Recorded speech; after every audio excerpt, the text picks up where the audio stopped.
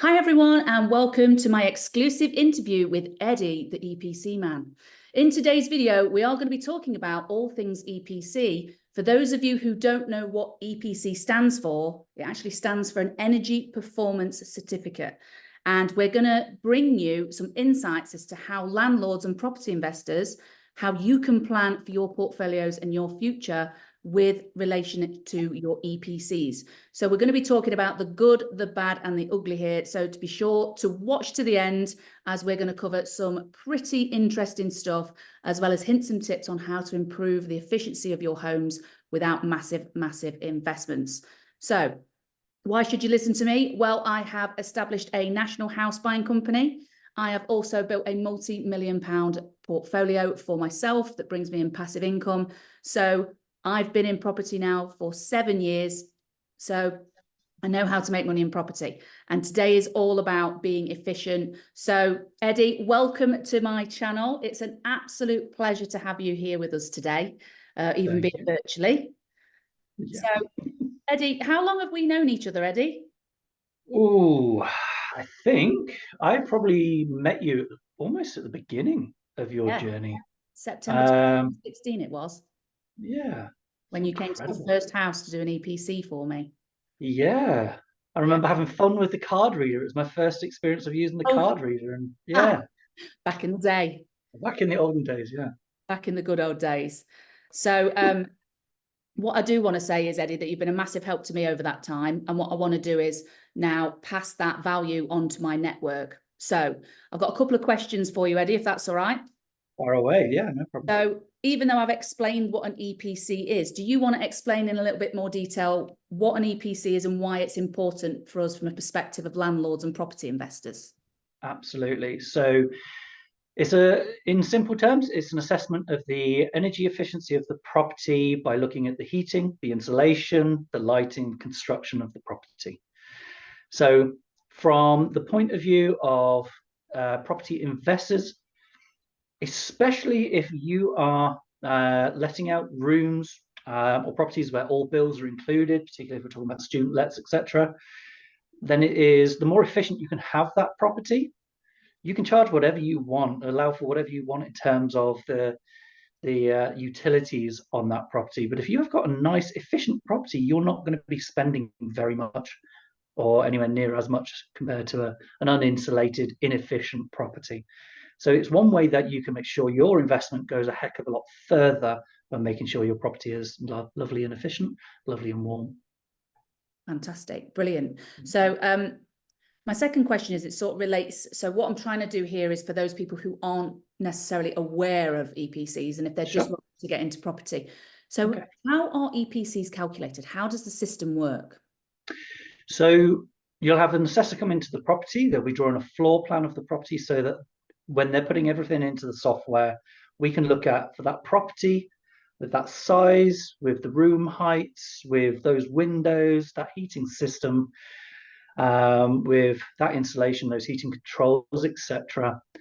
With all of those factors based upon some assumptions that you will have the property heated to a particular temperature for a particular time each day.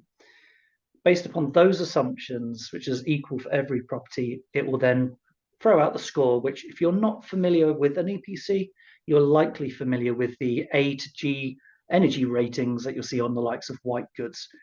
And in EPC terms, an A100 is absolutely brilliant. A G1 is the absolute worst. And if you want to think of it even simpler, G1, your bills will be through the roof. A100, in theory, that property should be paying for itself with the likes of renewables. Fantastic, brilliant.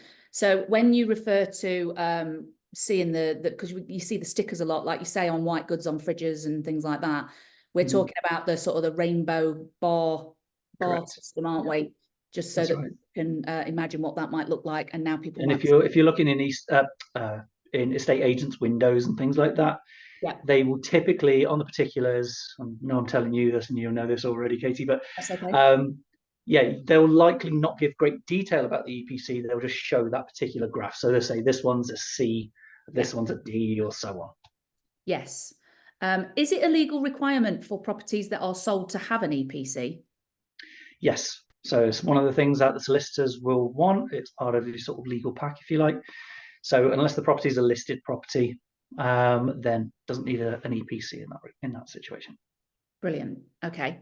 So there's been a lot of changes. There's been a lot of stuff in the news and the press lately about the changes to the ratings and how they'll affect rental properties specifically.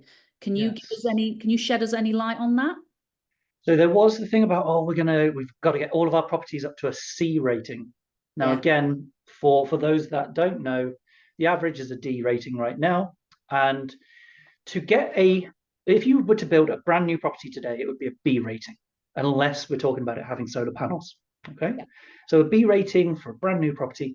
To try and have an older property get a B rating, it's going to be a bigger struggle. If you're talking about taking something like a Victorian house, which is common stock for the rental market, and you're trying to get that very old, solid wall, inefficient property up to a C rating, again, you're pretty much you've got to get solar. It's right. Okay. There's a little tip I'll give you later on, which will make that less scary than some people might think it actually is, or less expensive than a lot of people might think it is. Okay. But yeah, so brilliant. Okay. I'll give you some great value. Yeah, that's fantastic. Thank you so much. Because whilst we're on the subject of how the EPC rating affects rental properties, the government were talking about making all properties a C rating by I think it was 2025, and then they pushed it back to 2028, and now they've cancelled it. Yes, yeah. So you know this industry much better than I do. What are your thoughts on where it might go in the future so that we can plan ahead? I've absolutely no doubt it will be going to the C rating. Back in 2017, they brought in the minimum energy efficiency standards, which was where if a property falls into an F or a G rating, the landlord has to pull it up to a minimum of an E rating in order to let the property out. If they don't make any efforts to do that, they can be fined. So it's very, very much in a landlord's interest to make sure that property scores at least currently the E rating. I think it's been a great thing that it's been pushed back, if temporarily, this whole push for the C rating, because there's already a lot of pressure, a lot of changes that are happening for landlords. So I think it's a good thing, but in time, I am confident that they will be bringing in the C rating as the minimum. Yes. So just, from my perspective, with people asking me about doing refurbs and stuff, it is something that I would say to be very aware of, that even though they've pushed it back, cancelled the date for its implementation, I would have said the same, that it is definitely going to come in sooner or later. And when doing refurbs, it's something to definitely consider how to improve, to actually try and improve the EPC rating, even though you don't think you might need to right now. Yeah, so this will probably come out later in our conversation, but if I were coming across a landlord and they are, as you were just saying there, they're doing a refurb or they're about to start. I've got clients of mine where they'll pull me in at the same time. Quite often they'll bring me, the builder, the gas man, and so on, all in at the same time. I've even had it with certain clients where this was before they bought the place.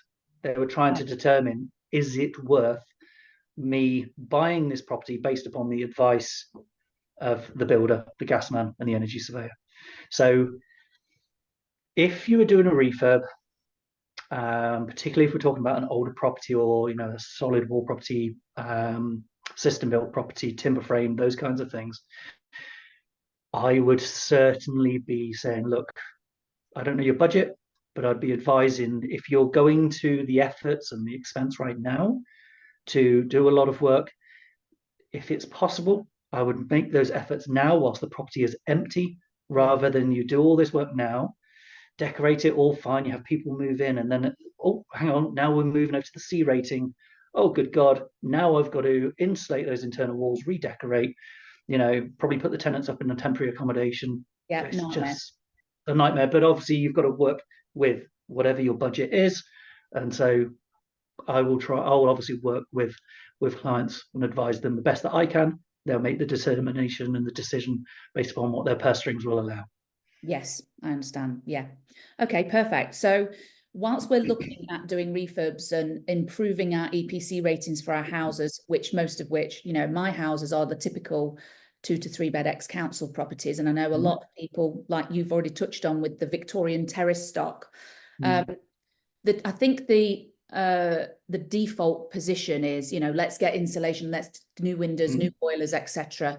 But is there any tips that you've got for us with relation to not having to go instantly in on a really, really expensive thing, for example, boilers, windows, insulation, Absolutely. so that we can increase that rating maybe to the next bar up without spending a fortune? 100%. So a very, very, very common thing that I have is, Ed, I'm looking at this property or these properties. Can you advise, if they might even specify to me, we're looking at wanting that property to be the D rating, the C rating, or whatever it may be. Can you advise what we need to do to get this one to that rating and so on? So that's without even having me come out to a property. That's free advice that I offer, and that can then steer you in a particular direction, which is the one that I should invest my money in. And so that will save you money straight away. Windows, you mentioned. Windows, if you listen to the double glazers and salespeople, they will tell you put new windows in, it's going to save your life, and it's absolute rubbish. So please, if you've got single glazed windows, then I would urge you go to double glazed. You don't have to go super fancy. You don't have to go for super big brands or anything like that. But obviously, that is quite a big price to, a big figure to lay out to double glaze an average property. So double glazing in terms of an EPC doesn't actually make that much of a change. Doesn't make that much of a jump. Insulation, heating systems, and heating controls do. So if, let's say, most properties have got gas boilers, whether that's a system boiler, system/regular boiler, or a combi boiler. I was in a property just earlier today. Customer had got a timer and got TRV valves on the radiators, but no thermostat. Right. That's going to cost you a few quid, and potentially you can even install that yourself. That will have a lovely, healthy little jump in your score. Equally, if you've got a thermostat, you've got TRV valves on the radiators, but you've got no programmer, again, focus on that kind of thing. Okay. If you've got a regular system boiler and you've got then the immersion tank and it's not insulated, you can go to the likes of B&Q Screwfix. You don't have to go to specialists and buy a jacket. Probably get it on Amazon even. Get a jacket for that boiler. Lovely 80 mil, 100 mil kind of jacket for it. That will have a beneficial effect. Okay. Putting a cylinder thermostat on, not expensive things, will have a lovely, healthy jump in your score. Whacking all LED bulbs in, it's not crazy expensive, but it won't make that much of a jump if you're 1 or 2 points away from where you need to be on the score. Yes. It's a good thing to do, though. But insulation is a more expensive measure. We'll talk, no doubt, about the grants that I've got access to as well, and that I could advise on as well. So potentially, we might be able to get those for free. Okay. But yeah, insulation, heating system, heating controls, they are the big ones. And as I say, with the heating system controls, likely there's some of those you can actually fit yourself or have someone fit for a very low cost. Okay, fantastic. So all sounds very intriguing, Eddie. What are these incentives and these grants and subsidies that are available to landlords to make voluntary improvements now rather than when it actually hits the fan? Okay, they all rely upon having somebody in the property, and that qualifies. Now, a common misconception is that for somebody to qualify for a grant, then it's only available to those people on benefits. Okay. That may have been the case one time, but I've gone to a property in Leicestershire. This was 4 years ago, something like that. All they wanted was underfloor insulation because they got a suspended timber floor and a new boiler. That's all they wanted. That property was, I didn't know at the time, but I knew that it was worth millions. It was an absolute beast of a house, absolutely lovely. Very evidently, the occupants were doing very well. But it was a multi-generational household. There was an elderly relative that was needing care. They qualified for the grant, and so the household which I'm sure had enough money in a kitty to actually make these improvements themselves, they were able to get this brand new, shiny, almost commercial sized boiler because of the size of the property and the underfloor insulation for free. Wow. So to qualify, you can have people in the property that are under 5 or over 65, people with mental health, cardiovascular, or respiratory problems. These include mild depression. They don't have to be current, could be recent. Asthma, somebody that's had a pulmonary embolism, or it could be, I had a heart attack some time ago or a stroke some time ago. Crazy things like that. And then, of course, yes, there are the people that are on benefits, or if they're considered on low incomes, and a lot of councils consider a low income to be 31,000 per year. Right. So there are many ways to qualify, but the qualification relies upon somebody being in the property. So we would need that to happen. Yep. And most common measures, boilers, internal and external wall insulation, although internal is normally the one that's lent toward because it's a cheaper measure, but creates the same effect rather than the external wall insulation where you might need to get planning. Replacement storage heaters, if they've got very old, if it's an all electric property, we could look at air source heat pumps. We could look at high heat retention storage heaters. You've got underfloor insulation, cavity wall insulation, room in the roof insulation, solar panels, ground source heat pumps, air source heat pumps. There is air source, solar, and insulation are the big things I'm surveying for at the moment. Right. Okay. So that's really interesting. So solar panels, I mean, a lot of people are nervous about solar panels because they might not understand them. Can you give us a bit more information about solar panels and how they'll help in the EPC rating, and should we consider installing them? Obviously, landlords aren't necessarily paying the bills, so exactly. If it does increase the EPC, that is a benefit Yes. to us as landlords. So can we talk about that a little bit? Of course. So I'm going to give you a recent example. Now, whilst this chap isn't a landlord, what I'm about to advise is as relevant as well. So this was a chap who very specifically, when he called me, he just randomly found my number on the EPC register. It's a 70s built bungalow where he has then extended to make it a 2-story property, insulated it to the nines, gone to town on the glazing, really spec'd that property out, but said to me, I need it to be a B rating because mortgage lenders, for those that aren't aware, quite often, or brokers, will offer you preferential rates if you've got a C-rated property or above. Yeah. This chap had got a mortgage broker who was saying, if you can get it to a B rating, not only will I have you on preferential rates, I'll also sacrifice my fee. So this guy who spent £230,000 just on doing this extension is like, okay, I need this. I really need to save some money now. So I've gone, and there's some advice that I'll give a little later for landlords to make sure they can give their energy surveyor the best chance of getting those properties to as high a score as possible. Yeah. This guy had given me very specific data sheets for those windows, the doors, absolutely every single thing. So I was able to adjust those figures rather than just assumed figures. Yeah. It still came in at a C rating, a very high C rating, but a C rating nonetheless. So for him, I've said to him, there is no cheap way of going with this in terms of, like, you've done everything already.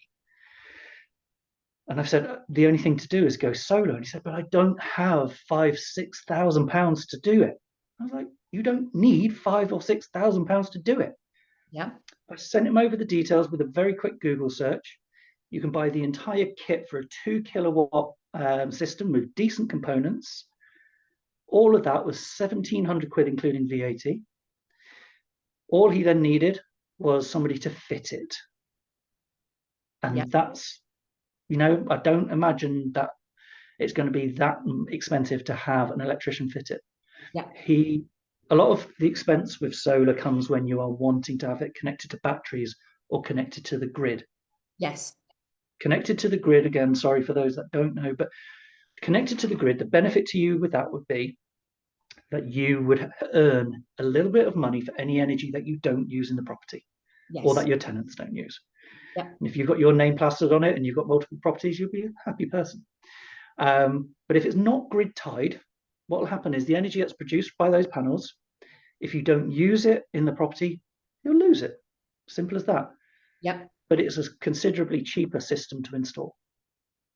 That's good to Solar know. right now only seems expensive when you're tying it to the grid and when you're adding in batteries. Right. So I would strongly suggest to landlords, if you're wanting the best score possible, get some solar up there. If you've got the thing to look out for is an MCS accredited electrician. Okay.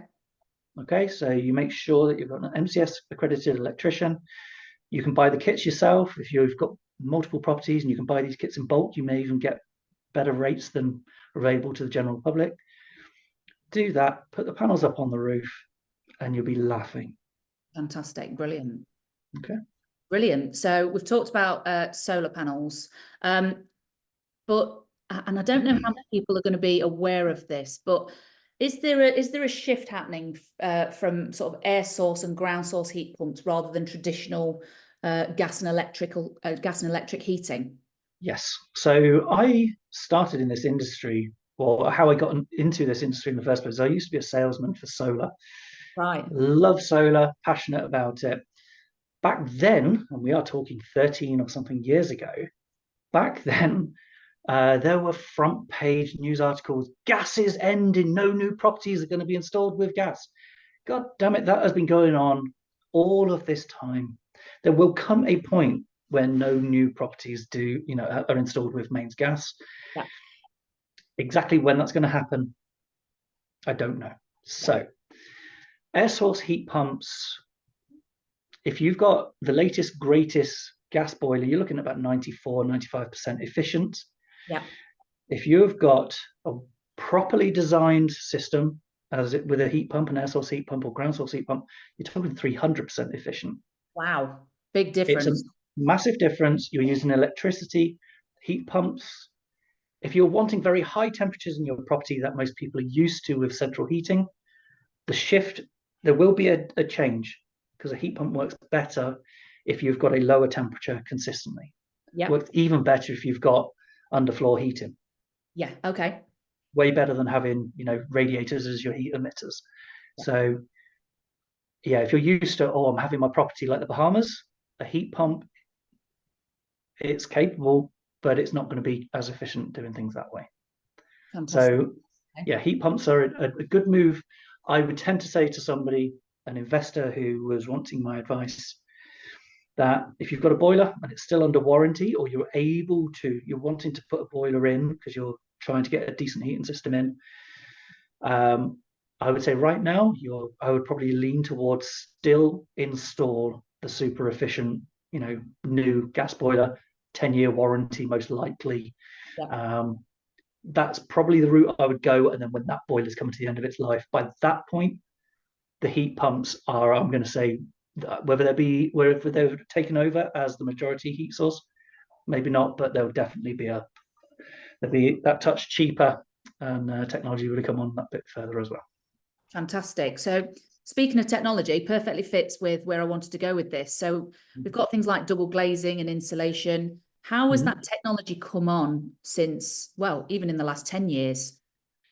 So double glazing, not hugely. So what I would advise, I'll touch on the point that I was going to make, or was going to come to this customer that I was talking about just a moment ago. He really searched out glazing, and he didn't just go with sort of off the shelf standard double glazing. There's an insulation value called a U value. Right. He got some with a very, very good U value. And so I was able to adjust those figures, and that made a noticeable, not massive, but a noticeable jump in the direction that he needed. So double glazing, I've recently replaced my glazing. The original glazing was installed in 1993.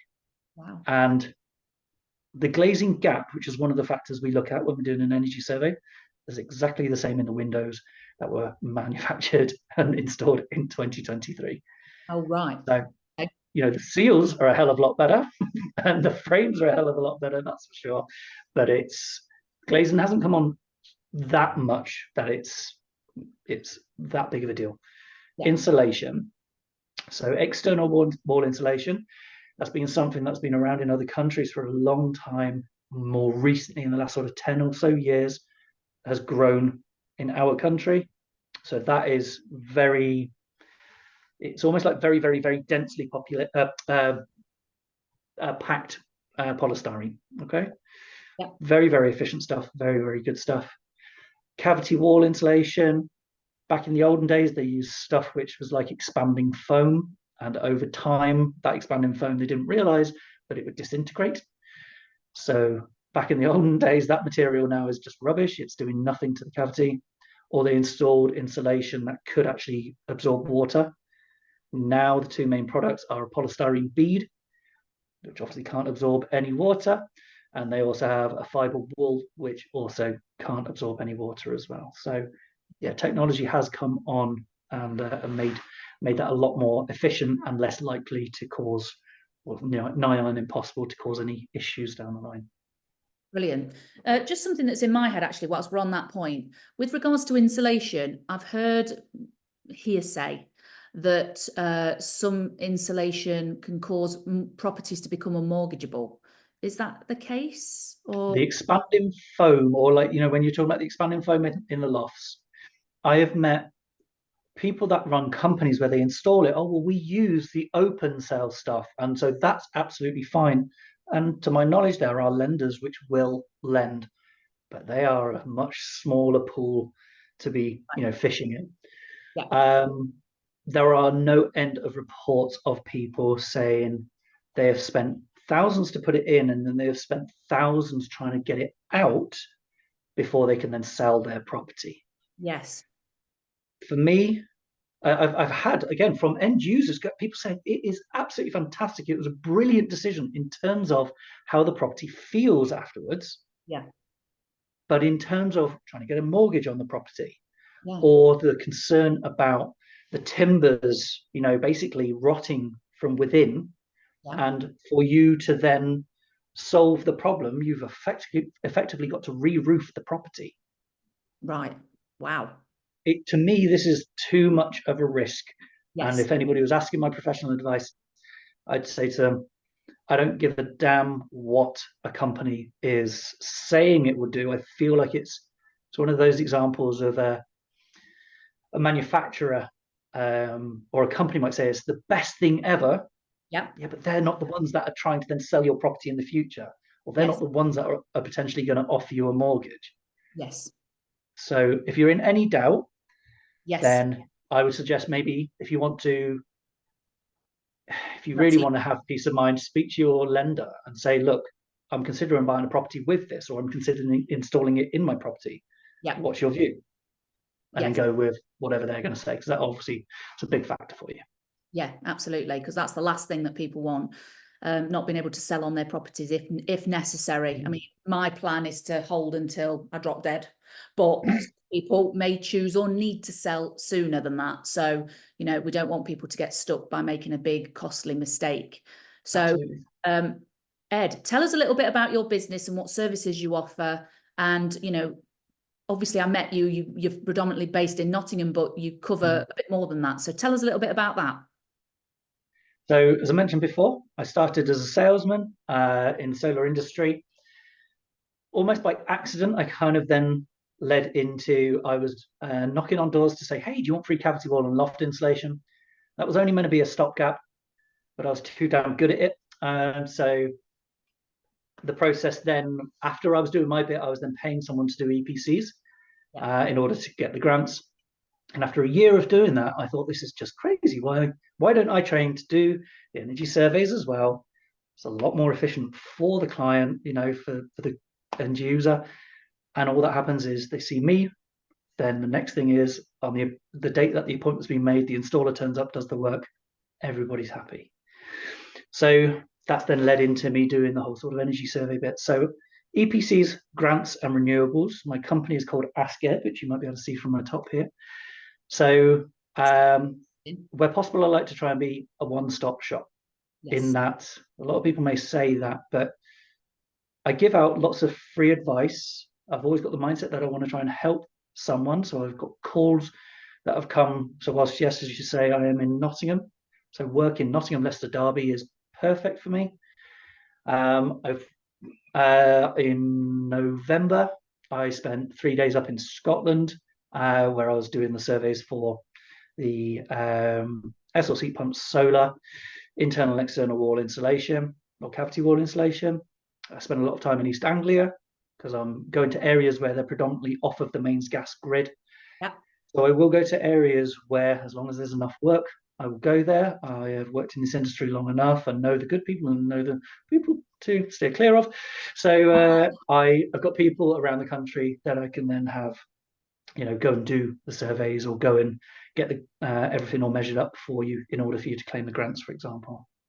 So the services that I offer, EPCs, I do thermal surveys, so I can actually come to the property and see what you can't see or what we can't see with the naked eye, determine where a problem may be arising, where there's missing insulation, things like that, so we can really narrow down why is it in that one spot I always have the problem, right?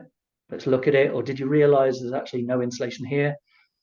Or your insulation is stuffed right over into the eaves, and that's why your loft is absolutely sodden and there's damp and all that kind of stuff. So thermal surveys, I do Legionella risk assessments. Very important if you store any water. So if you have a regular boiler, especially. Combis, not so much. And I also do the inventories, so condition reports of the properties, check-in and check-outs, key handovers, that kind of thing as well. And like I say, surveys for the grants and the renewables as well. Fantastic. So this is great, Ed.